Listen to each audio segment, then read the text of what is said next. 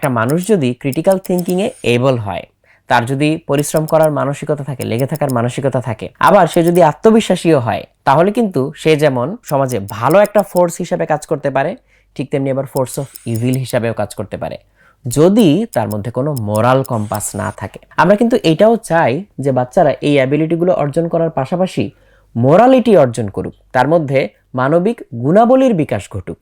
এই জন্যই কিন্তু আমরা বাড়তি ইফোর্টটা দেই যে ওদেরকে বিভিন্ন রকম গল্প, বিভিন্ন রকম অ্যানেকডোট, এগুলোর মাধ্যমে বিভিন্ন সিচুয়েশনের সাথে পরিচয় করিয়ে দিতে চাই যে না, হিউম্যান বিহেভিয়ার কোনটা। তো আমরা কিন্তু এটা আসলে সবচেয়ে বেশি করে চাই যে ওর মধ্যে মানবিক গুণাবলীর বিকাশ ঘটুক। ওকে বিভিন্ন রকম পরিস্থিতির সাথে আমরা এরকম বিভিন্ন গল্পের মাধ্যমে পরিচয় করিয়ে দিতে চাই যে এখানে মানবিক মূল্যবোধ কোনটা, কোনটা করলে মানুষের উপকার হবে, কোন জিনিসটা করা যাবে না যার কারণে মানুষের অনেক ক্ষতি হতে পারে। সো এই সব কিছুর সমন্বয়েই আসলে আমাদের এক একটা বিজ্ঞান বাক্স।